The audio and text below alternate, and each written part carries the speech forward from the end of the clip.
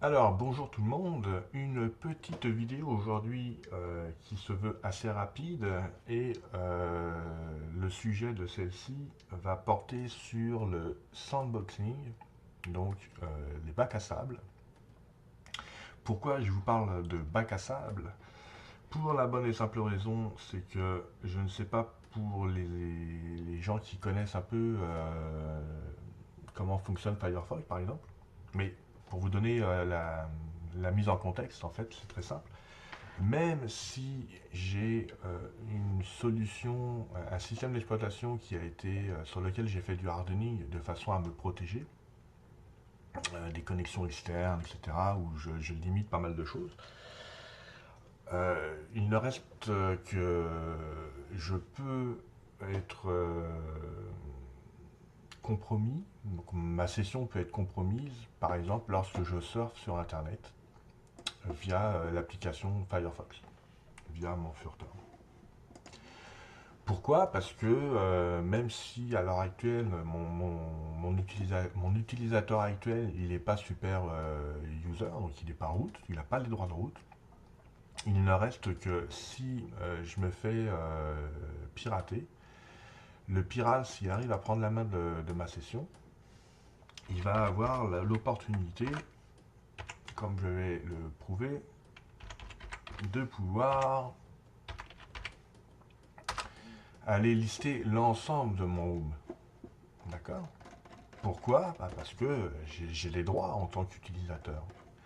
Et en tant qu'utilisateur, les applications que je fais rouler sur mon application, mon ordinateur, pardon, ne fonctionnent pas dans une solution de bac à sable. On n'est pas dans du sandboxing.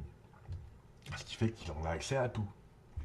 Et c'est potentiellement dangereux. Pour moi, c'est une belle faille. La preuve, si je me fais hacker, là, la personne est capable d'aller chercher toutes mes images, toutes mes musiques, tous mes dossiers personnels sont accessibles et il pourra les extraire, il pourra faire de l'extraction de données assez facilement. Et il pourra même installer en local certaines choses s'il arrive à...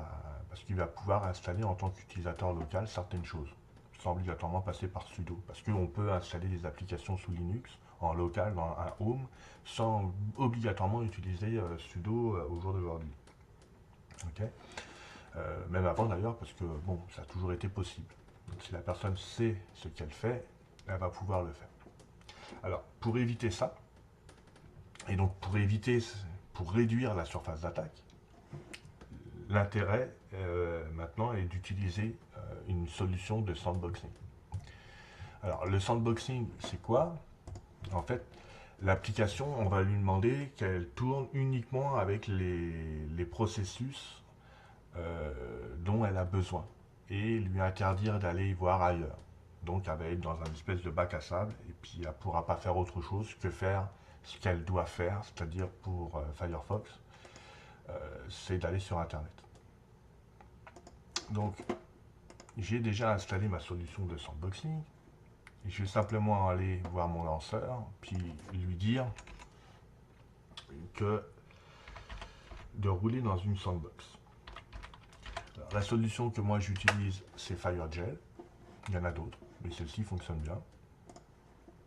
Maintenant qu'on a fait ça, quand je vais lancer mon Firefox, le Firefox va rouler dans un environnement de sandbox, donc dans un bac à sable. Alors pour le end user, là pour moi c'est transparent, je m'en aperçois pas, on est d'accord. Par contre, si je me fais pirater, puis que le pirate veut accéder à mes données personnelles maintenant,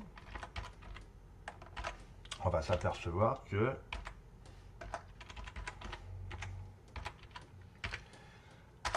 c'est beaucoup plus difficile. On s'aperçoit assez rapidement qu'au niveau des objets cachés, on les affiche actuellement, il y en a beaucoup, beaucoup moins que tantôt. On ne voit pas les autres applications que j'utilise sur mon home. Et au niveau de mon home, on s'aperçoit qu'on a accès uniquement au desktop, parce que par défaut, le sandbox lui donne accès.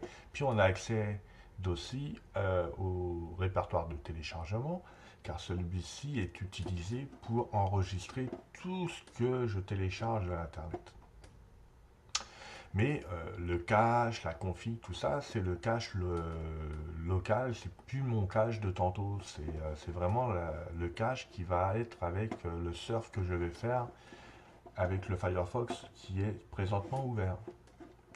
Ça veut dire quoi ça? Ça veut dire que ben, je suis un peu plus sécure, la surface d'attaque est moins grande et que si je me fais hacker en surfant, ben, le pirate en question ne pourra pas aller chercher mes données. Ou il y aura une étape supplémentaire qu'il va devoir faire parce qu'il va devoir essayer de s'échapper du bac à sable en question et c'est un peu plus compliqué. Voilà, c'est tout. C'était juste ça et j'espère que ça vous a plu. Allez, salut.